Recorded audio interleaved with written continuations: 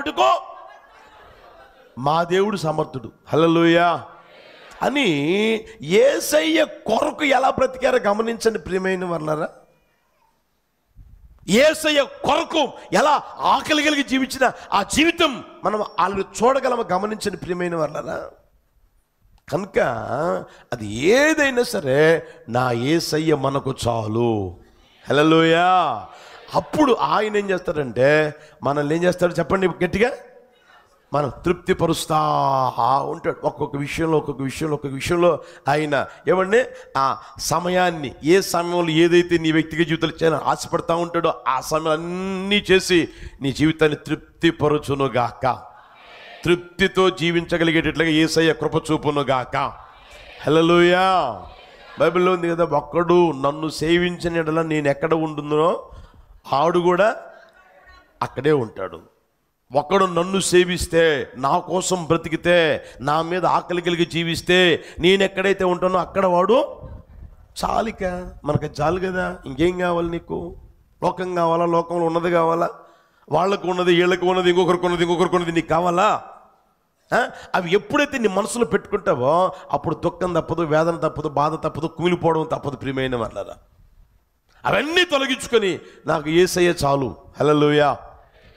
ఆ స్థితిలోకి వస్తే తృప్తిపరచునుగాక. రెండో మాట చెప్తాను చూడండి. కీర్తనలు 119 తీస్తారా? 119వ కీర్తన 131వ చరణం చదవండి. అందరూ నీ ఆజ్ఞల యందైన అధిక వాంఛ చేత నేను నోరు తెరిచి వగర్చుచున్నాను. మళ్ళా చదవండి. నీ ఆజ్ఞల యందైన అధిక వాంఛ చేత నేను నోరు తెరిచి వగర్చుచున్నాను.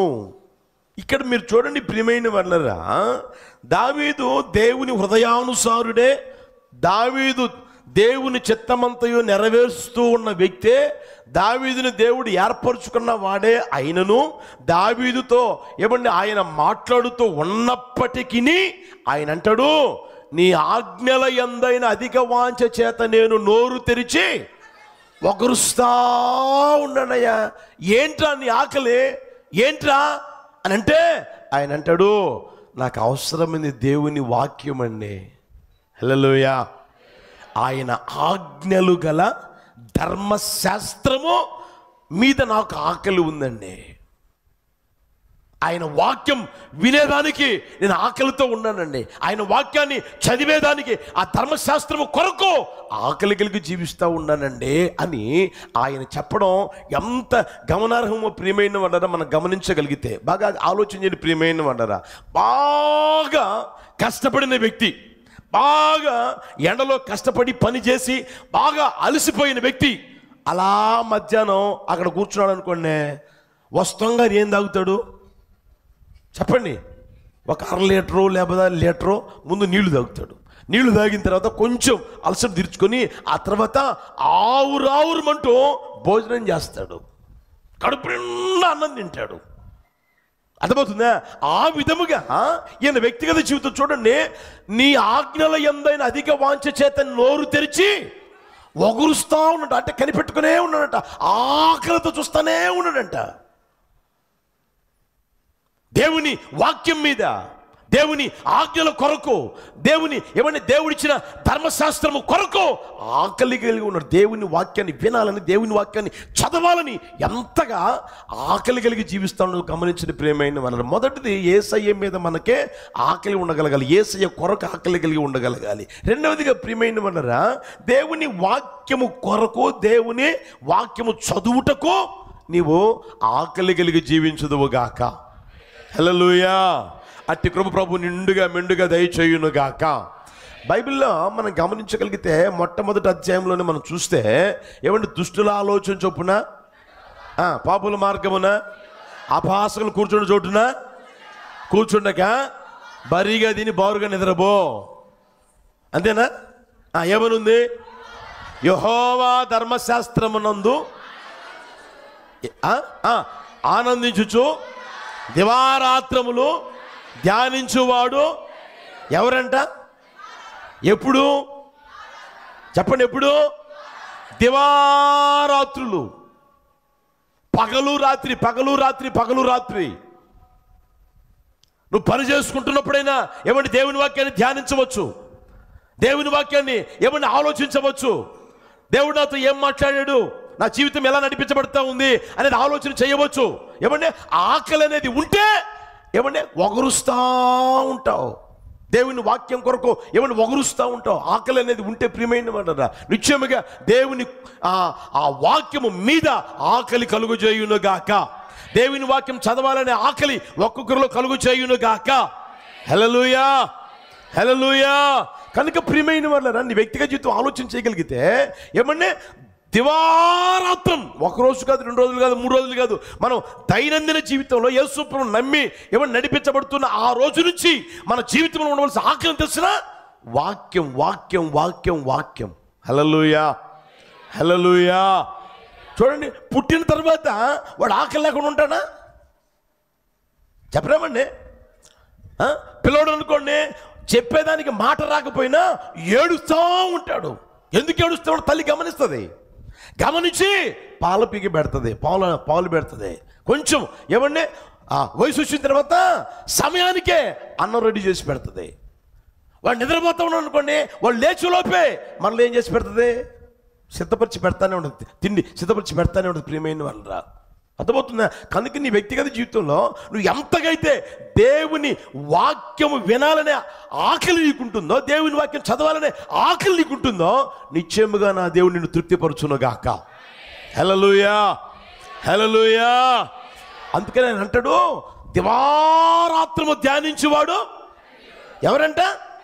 ఈ మాటలు చెప్పడమేనా, లేదా ఈ మాటలు ఏమంటే వినిపించడమేనా, ఆయన జీవితంలో ఏమైనా చేశాడా అనేది మనం గమనిస్తే చూడండి, 119వ కీర్తన 148వ చరణం. గట్టిగా, నీవిచ్చిన వాక్యమును నేను ధ్యానించుటకై నా కన్నులు రాత్రి జాములు కాక మునిపే. వాక్యాన్ని ధ్యానించేదానికి రాత్రి జాములు కాక మునిపి ఏం చేశాడంట? ఆయన కన్నులు తెచ్చాడంట. శుభ్రం పడుకొని నిద్రపోవడంలే, అర్థమవుతుందా? రాత్రి జాములు ఉన్నాయి, 4 జాములు, 6 నుంచి 9, 9 నుంచి 12, 12 నుంచి 3, 3 నుంచి 6, 4 జాములు. ఆ జాములు కాక మునిపే ఆయన ఏం చేస్తున్నాడంట? జాములు కాక మునిపే కళ్ళు తెరుచుకుంటున్నాడు, నిద్ర మానేస్తున్నాడంట, లేచి కూర్చున్నాడంట. లేచి కూర్చొని బైబిల్ ముందు పెట్టుకొని చదువుతా ఉండండి ప్రియమైన వాళ్ళ, దేవుని వాక్యాన్ని ధ్యానిస్తా ఉండంట. ఓ ప్రక్క చదవడం, ఓ ప్రక్క ధ్యానించడం, ఓ ప్రక్క చదవడం, ధ్యానించడం, చదవడం, ధ్యానించడం. హల్లెలూయా, హల్లెలూయా. అట్టి కృపతో ప్రభు మనందరినీ నింపునుగాక. అర్థమవుతుంది ప్రియమైన వారు. ఒకసారి గమనించండి, మనం చెప్పేవారంగా ఉండకూడదు కాదు, కానీ అది చేసేవారముగా ఉండగలిగే స్థితిలోనికి రావాలి ప్రియమైన వాళ్ళ. అందుకని మీరు చూడండి, మొదట ఆదివారం మాత్రమే చదివించా, అవునా కదా? ఆదివారం అయిపోయిన తర్వాత మీ చేత ఏం చేస్తున్నా? అందరం కలిసి ఏం చేస్తున్నాం? మీరెట్టా ఇంటి దగ్గర చాలా బిజీగా ఉంటారు కదా, అందుకని అక్కడ చేస్తారో చేయరోనని ఏం చేస్తున్నాను ఇక్కడ, కాస్త అలవాటు చేస్తే అలవాటు పడతారు అని. ఇప్పుడు గురువారం కూడా చదివిస్తూ ఉన్నా, యూత్ మీటింగ్ అయితే యూత్ మీటింగ్లో కూడా చదివిస్తూ ఉన్నా. దేవుని వాక్యమే కదా, అర్థమవుతుందా? ఆ వాక్యానికి నువ్వు విలువించి చూడు, వాక్యానికి గౌరవం ఇచ్చి చూడు, వాక్యాన్ని నువ్వు ఘనపరిచి చూడు. దేవుని వాక్యాన్ని నువ్వు ఎంతకైతే ఘనపరుస్తావో దేవుడు అంతగా నిన్ను ఘనపరచును గాక. హల్లెలూయా. దేవుని వాక్యం చదివేదానికి నీకు ఆకలి ఉండగలగాలి. ఆకలి ఉంటేనే కదా తినేది. ఆకలి లేకపోతే ఎలా తింటాడు? మీరు చూడండి, పొద్దున్నే ఏమండి ఏం చేయాలి? పొద్దున్నే ఏం చేయాలి చెప్పండి? ఓడవాలి, తర్వాత కడుక్కోవాలి, తర్వాత వండాలి. ఎందుకు చెప్పండి? ఎందుకు? ఆకలి కాబట్టి. అర్థమవుతుందా? అదేవిధంగా వాక్యము మీద నీకు ఆకలి ఉంటే నువ్వు లేచి ఏం చేస్తావు అంటే చదివి చదివి ధ్యానించుదువుగాక. హల్లెలూయా, హల్లెలూయా. చాలాసార్లు చెప్పుంటాను మీకు అర్థమైనా సరే, అర్థము కాకపోయినా సరే వాక్యాన్ని చదువు. ముందు దేవుని వాక్యాన్ని చదవడం నేర్చుకో. ఎప్పుడైతే నీకు అర్థం కావాలని దేవుడు కోరుకుంటాడో అప్పుడు అది నీకు అర్థమయ్యేటట్టు చేస్తాడు. అంత అర్థమైనోడు ఇప్పటికి ఎవడు లేడు భూమి మీద, నాకు తెలిసి భూమి మీద ఎవడు లేడు. అంత అర్థమైనోడు ఎవడు లేడు. ఎందుకంటే నువ్వు బైబిల్ తవ్వే కొంది అది గని ఎంతటికి తరగదు. అది అర్థమవుతుందా? నీ స్పిరిచువల్ లైఫ్ని బట్టి అది అర్థం కావాల్సినప్పుడు అర్థం చేస్తే దేవుడు ఇంకా నువ్వు ముందుకు నడిపిస్తానే ఉంటాడు. హల్లెలూయా, హల్లెలూయా. వాక్యం మీద నీకు ఆకలి ఉండాలి. ఏమంటే వాక్యం వినేదానికైనా, వాక్యాన్ని నీవు చదివేదానికైనా ఆకలి ఉండగలగాలి. 119వ కీర్తనలో 97 నుంచి చూడండి, జాగ్రత్తగా చదవండి. 97 నీ ధర్మశాస్త్రము నాకెంతో ప్రియముగా ఉన్నది, దినమెల్లా నేను దానిని ఆయన ఎవరు చెప్పరేబండి? ఇంట్లో పనిచేసే నీకు ఏముండదు అనే మాట ఏంటి? టైమే లేదన్న. బైబిల్ చదివామా? నేను అడిగేది ఏంటంటే, నాకు తెలిసిన వాళ్ళని, బైబిల్ చదివావా? బైబిల్ చదివిస్తున్నావా పిల్లల్ని? బైబిల్ చదువుతున్నావా? టైమే లేదన్నా. ఎవరికి? ఇంట్లో నలుగురు ఉంటారు, ఆ నలుగురికి వండి పెట్టేదానికి టైం ఉంది. అర్థమవుతుందా? బైబిల్ చదివేదానికి మాత్రం టైమే లేదు. వ్యవహారం చేసేదానికి మాత్రం చెప్పండి, ఫోన్లో మాట్లాడేదానికి మాత్రం టైం ఉంది. వండుకున్నది ఆరబెట్టుకొని తినేదానికి మాత్రం చెప్పండి, ఈయన ఇష్టం వచ్చింది వండుకొని తినేదానికి. అన్నిటికీ టైం ఉంటుంది. అద్దం ముందు నిలబడి దువ్వుకొని సోగు చేసుకునే దానికి టైం ఉంటుంది. దేనికి టైం ఉండదంటే దేవుని వాక్యాన్ని చదివేదానికి మాత్రమే ఉండదు టైం. అయితే ఆయన ఎవరు? రాజ్యాన్ని పరిపాలన చేస్తున్న రాజు. ఒక రాజు, రాజ్యాన్ని పరిపాలిస్తున్న రాజు. ఏమండి ఎంతగా చదివి ఉండాలి? ఆయన అంటే దినమెల్లా నీ వాక్యమును నేను. హల్లెలూయా. అందుకనే దేవుడు అంత ఆశీర్వదించాడు. అంత స్థితిలోని ప్రభు తీసుకుని వెళ్ళిపోయాడు. అక్కడ చూడండి మీరు, నీ ధర్మశాస్త్రం నాకెంతో ప్రియముగా ఉన్నది, దినమెల్లా నేను ధ్యానించుచున్నాను, నీ ఆజ్ఞలు నిత్యము నాకు తోడుగా ఉన్నవి, నా శత్రువులను మించిన జ్ఞానం అది నాకు. నువ్వు దేవుని వాక్యాన్ని చదవడం నేర్చుకోగలిగితే, ఆకలితో ఏమండి చదవగలిగితే, అక్కడ చూడండి, శత్రువులకు మించిన జ్ఞానం ప్రభు అనుగ్రహించును గాక. హల్లెలూయా. ఎవరికి మించిన? నీ శత్రువు అనుకుంటున్నావే వాళ్ళకి మించిన జ్ఞానం ప్రభు అనుగ్రహించును గాక. తర్వాత చూడండి అక్కడే 99 గమనించండి. నీ శాసనములు నేను ధ్యానించుచున్నాను, కావున నా బోధకులందరికంటే, ఆయనకు బోధించే బోధకులు ఉన్నారంట, ఆయన బోధించే బోధకులు అందరికంటే శత్రువులకు మించిన జ్ఞానం, బోధకులకు మించిన జ్ఞానం. తర్వాత చూడండి, నేను లక్ష్యం చేయుచున్నాను, కావున వృద్ధుల కంటే యేసయ్య దయచేయునుగాక. శత్రువుల కంటే, బోధకులందరి కంటే, వృద్ధులందరి కంటే మించిన జ్ఞానం దేవుడు ఏం చేస్తాడంటే ఇస్తానే ఉంటాడు.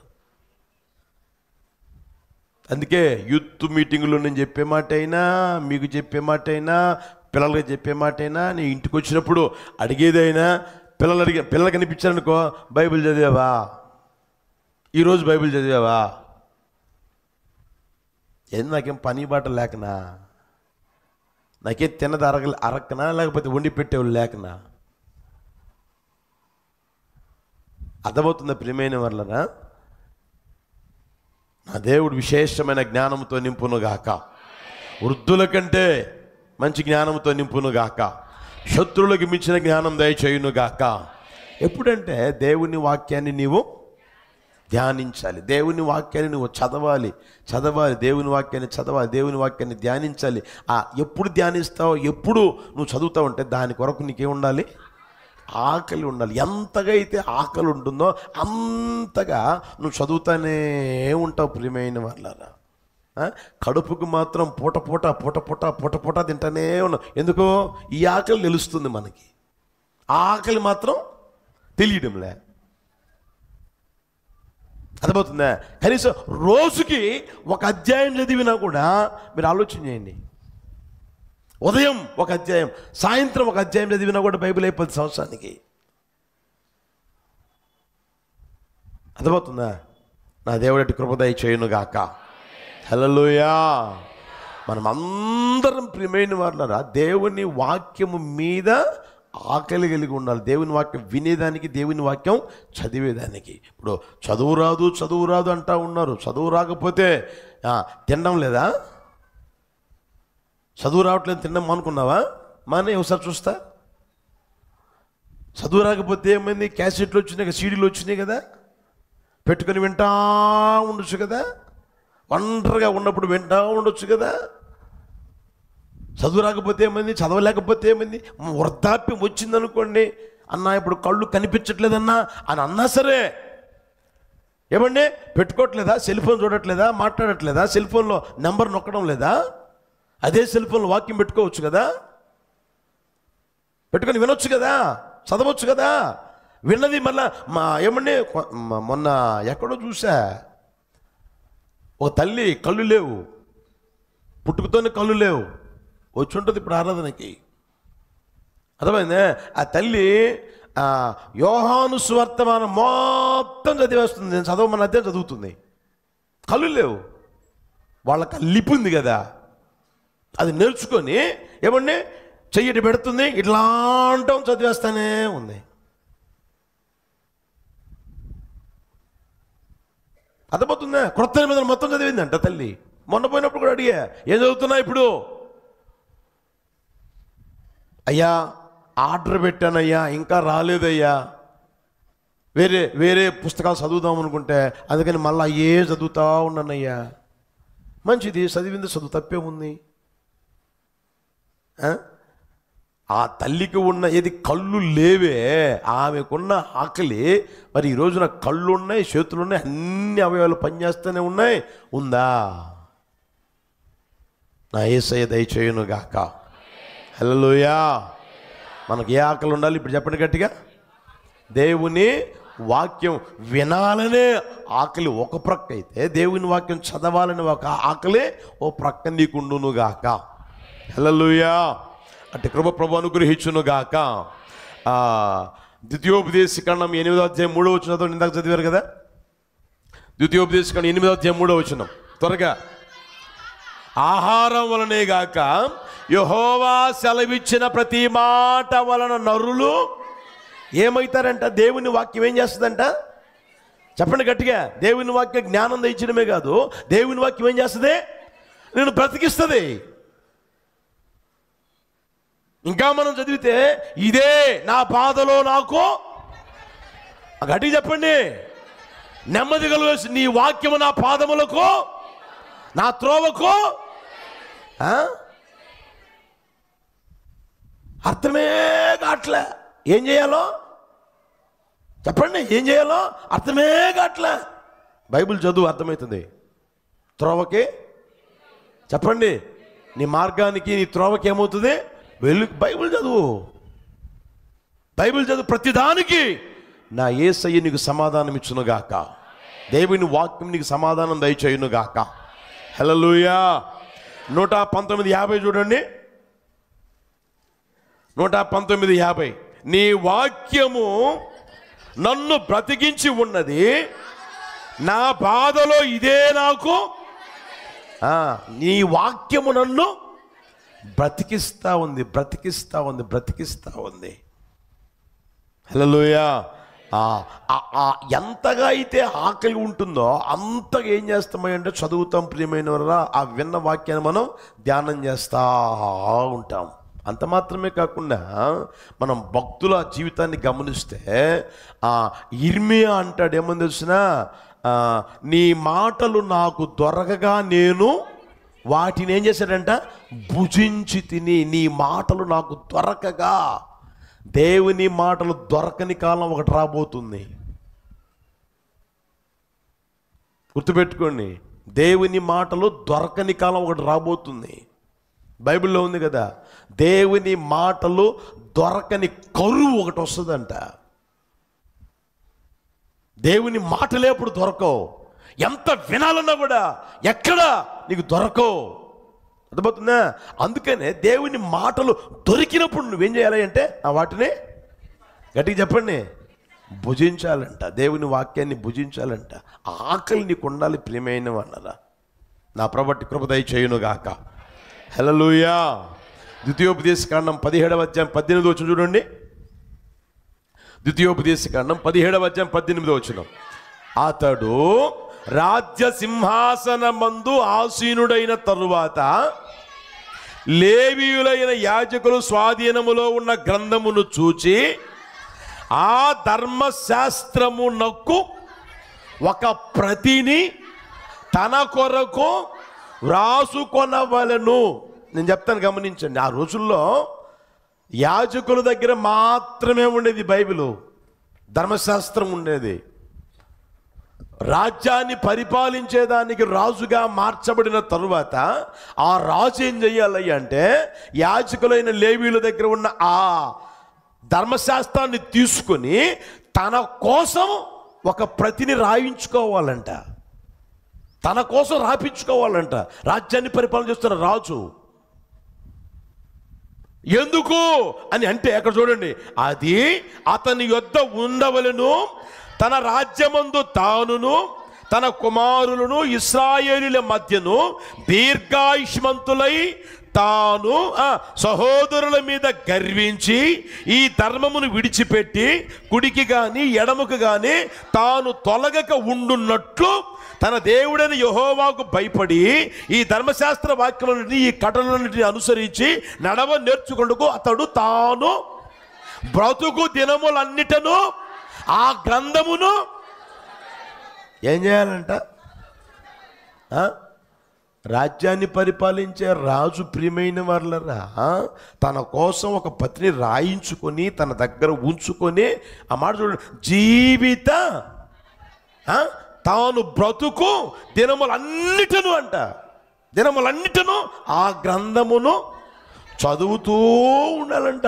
ఎందుకు ప్రభువా ఈ బాధ నాకు అనంటే, రే నీవు నీ పిల్లలు ఏం చేయాలంటే దీర్ఘాయుష్మంతులుగా ఉండాలి. హల్లెలూయా. దేవుని కోరిక చూడండి, నీవు నీ పిల్లలు ఉండాలి. ఉండడమే కాకుండా నీవు నీ పిల్లలు కుడికి కానీ ఎడమకు కానీ తొలగిపోకుండా ఉండాలి. తర్వాత నీలో గర్వం అనేది చెప్పండి రాకూడదు. ఆ తర్వాత చూడండి ప్రియమైన వాళ్ళరా, నువ్వు చేయవలసిన పని ఏంటంటే ఈ ఆశీర్వాదం అనుభవించగలిగేటట్లుగా ప్రతి దినము నువ్వేం చేయాలి, దేవుని వాక్యాన్ని చదువుతా ఉండాలి, చదువుతా ఉండాలి. యేసయ్యకి మహిమ కలుగును గాక. హల్లెలూయా, హల్లెలూయా. ఆ రోజుల్లో అంటే లేదు, ఈ రోజుల్లో ప్రతి ఒక్కరి చేతుల్లో ఉందా లేదా? చేతిలో పట్టుకొని వచ్చేదానికి నామూసి అయినా సెల్ ఫోన్లో ఉందా లేదా? సరే, సెల్ ఫోన్లో ఉన్నదని చదువుతున్నారా? ప్రయాణం చేసేటప్పుడు గుంటూరు నుంచి, ఇక్కడి నుంచి గుంటూరు పోవాలంటే గంట పడుతుంది ఇంచుమించుగా. ఆటోలో పోయినా, కారులో పోయినా, లేకపోతే ఎట్లా పోయినా గంట పడుతుంది. టైం లేదు అనుకున్నప్పుడు కూర్చొని పోయేటప్పుడు చదువుకోవచ్చు కదా. నీకు ఆ ఆకలి ఉంటే కదా. అర్థమవుతుందా? పని చేపిస్తున్నావు, పని చేసేవాళ్ళు చేస్తానే ఉన్నావు, నువ్వేం చేస్తున్నావు? ఇంటికి యజమానుడిగా ఉన్న నీవు కుడికి కానీ ఎడమకు కానీ తొలగకుండా, నీ పిల్లలకు కూడా కుడికి కానీ ఎడమకు కానీ తొలగకుండా నేర్పగలిగేటట్టుగా నువ్వేం చేయాలి? దేవుని వాక్యాన్ని చదవాలి కదా, ప్రతిదినం చదవాలి కదా. హల్లెలూయా, హల్లెలూయా, హల్లెలూయా. కనుక ప్రియమైన వాళ్ళరా ఎప్పుడు చదువుతారంటే ఎప్పుడైతే ఆకలి అనేది ఉంటుందో ఏమండి అంతగా దేవుని వాక్యాన్ని చదువుతానే ఉంటారు. అంత మాత్రమే కాదు, దేవుని వాక్యం మీద ఎవడు ఎంతకైతే ఆకలి ఉంటుందో అంతగా వినాలనే ఆ తపన ఉంటుంది ప్రియమైన వాళ్ళరా. అట్టి కృప ప్రభువును గ్రహించును గాక. హల్లెలూయా. యెహోషువకు కూడా దేవుడు చెప్పిన మాట ఏం తెలిసిన, దానిని నీవేం చేయాలి తెలిసిన, దివారాత్రము ధ్యానించు, దివారాత్రము ధ్యానించు. యేసయ్యకి మహిమ కలుగును గాక. హల్లెలూయా. ఉదయాన్నే లేచి నువ్వు చదువు రాదు, టేప్ పెట్టుకో, సెల్ ఫోన్లోనే పెట్టు, వాక్యం పెట్టు, వింటా ఉండు, మనసు పెట్టి వింటా ఉండు. నువ్వంటే చదవలేవు అనుకో, చదివితే నీకు ఒకవేళ టైం పడుతుంది అనుకో, అది దాంట్లో పెట్టావు అనుకో, 2.5 నిమిషంలో ఒక అధ్యాయం అయిపోతుంది. 3 నిమిషాలు కూడా పట్టదు. 10 నిమిషాలు వింటే 3 అధ్యాయాలు అయిపోతుంది. చదివితే 10 నిమిషాలు 2-3 అధ్యాయాలు చదవచ్చు, ఈజీగా చదవచ్చు. 10 నిమిషాలు నీకు టైం దొరకలేదంటే ఒకసారి ఆలోచన చేయండి. మీకు చెప్తుంటాను కదా, బిజీ అంటే అర్థం ఏంటి చెప్పండి. మీరు అనుకునే బిజీ వేరు, నేను చెప్పే బిజీ వేరు. బిజీ అంటే అర్థం ఏంటి? Buried Satan unders yoke. గుర్తుపెట్టుకోండి, బరీడ్ సాటాన్స్ అండర్ యోక్ అంటే సాతాను కాడి క్రింద ఉంచబడిన వారు అని అర్థం. నేను బిజీగా ఉన్నానండి అని అంటే సైతాను గాడి కాడి కింద ఉన్న వ్యక్తివేను, ఒకటే అర్థం నీకు. ఇక నీకు అంత బిజీ అయిపోతుంది. కనుక దండం పెట్టమంటే పెడతా, మీ కాళ్ళు కడగమంటే కడుగుతా. నా దేవుని ద్వారా మీరు ఆశీర్వదించబడుదురుగాక, దీర్ఘాయుష్మంతులుగా బ్రతుకుదురుగాక. కుడికి కానీ ఎడమకి కానీ చెప్పచ్చు చెప్పకూడదు. రాత్రి ఇక్కడ ప్రార్థన జరుగుతూనే ఉంది. ఈలోపు 2 వచ్చారు, ఒక తల్లి గారు, తర్వాత ఆయన గారికి తెలిసిన సహోదరుడు వచ్చాడు. ఇక్కడే ఆ రూట్లో పోయేటప్పుడు అక్కడ ఊరు ఉంటుంది. ఇక్కడున్నప్పుడు బాగానే ఉన్నారన్నా, ఇక్కడున్నప్పుడు బాగానే ఉన్నారన్నా, ఇక్కడి నుంచి మేము అక్కడికి పోయామన్నా, ఉద్యోగరీత్యా పోయామన్నా, నా భార్య పరిస్థితులే మారిపోయినాయి అన్నా, దారుణంగా చెప్తా ఉన్నాడు. ఈరోజు నువ్వు ఎట్లా తయారవుతున్నారు గమనించండి ప్రియమైన వాళ్ళరా. దానికి కారణం ఏంటి తెలిసిన, కుడికి కానీ ఎడమకి కానీ తొలిగే దానికి కారణం ఏంటి ఇప్పుడు చెప్పండి, చెప్పండి గట్టిగా. రూమ్లోకి పోద్దంట. ఎందుకు అమ్మాయి పోతుంటే బైబుల్ చదువుకునేందుకు పోతున్నాను అంటదట. రూమ్లోకి పోతున్నాను ఎందుకు అమ్మాయి అంటే ప్రార్థన చేసుకుంటా. ఒక రూమ్లో పోయి తలుపు వేసుకొని ఆ రూమ్లో సెల్ ఫోన్లో మెసేజ్ పంపిస్తా ఉందన్నట్టు చాటింగ్లో.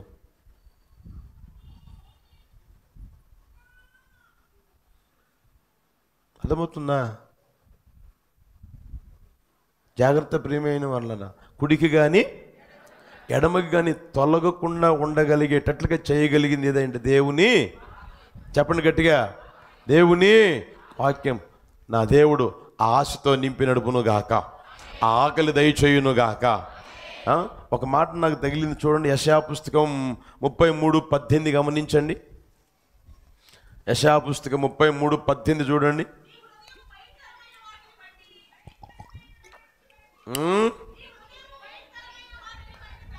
నీ హృదయము భయంకరమైన వాటిని బట్టి ఏం ధ్యానిస్తున్నారంటే ఈ రోజున గట్టిగా చెప్పండి, భయంకరమైన వాటిని బట్టి ధ్యానిస్తూ ఉన్నారంట. ఎందుకయ్యి మనకి అవసరమా? ఆ రోజుల్లోనూ చూడండి, భయంకరమైన వాటిని బట్టి